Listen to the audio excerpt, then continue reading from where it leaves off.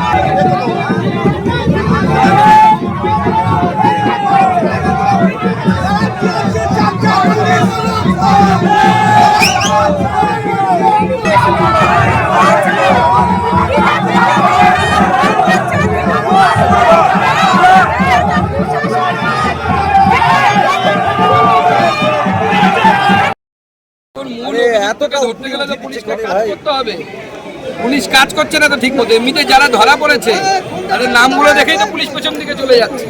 ধরবো কি ধরবো না ভাবছে, কারণ ওদের ক্ষেত্রে ধরার ক্ষেত্রে দিদিমণি নিষেধ আছে। আজকে মুখ্যমন্ত্রীর জন্য বাংলার মানুষের মান সম্মান হেড হয়ে, আমরা তো নিজেদের মেয়েদেরকে বাঁচাতে পারছি না, উড়িষ্যা থেকে যে এসে তাকেও বাঁচাতে পারছি। বলছি তৃণমূলের বিভিন্ন বিধায়ক সায়ন্তিকা মুখোপাধ্যায়, অসীম পাত্র এসআইআর চালু হলে বলছে বিজেপি যারা করে ব্যাটা হলে পুলিশকে সরিয়ে আসুন, পুলিশকে সরিয়ে আসুন, আমরা বুঝিয়ে দেবো কত ধানে কত চাল। পুলিশকে এসআইআর চালু হলে মমতা বন্দ্যোপাধ্যায়কে বলুন পুলিশ 1 মাসের জন্য করে দিক, যে যাকে মানবে রাজনৈতিকভাবে পেটাবে, কোনো কেস হবে না। তবে দেখি তৃণমূল কতজনকে পেটাতে পারে আর আমরা কতজনকে পেটাতে পারি। বলছি আমরা কাউকে লাঠি মারতে যাব না, যে আসবে তার লাঠি এবং দাঁত কপালে দুটোই। ওর বাপের সম্পত্তি না, ওর বাবার দেশ নাকি? ইসা নির্বাচন কমিশন করছে, ক্ষমতা নির্বাচন কমিশনকে গিয়ে ঘরে বন্ধ করুক, ওই ঘরে নির্বাচন কমিশনকে ঘেরাও করুক না, দেখি কত বড় বাপের বেটা দিল্লি যাক।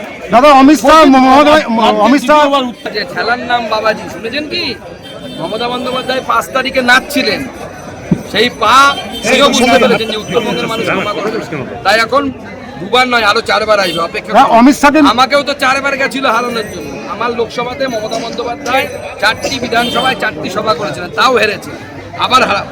অমিত শাহকে মির্জাফর বলছে মমতা ব্যানার্জি, কি বলবেন? ম দিয়ে তো মির্জাফর হয়, ম দিয়ে মমতাই হয়, অমিত শাহ তো হয় না।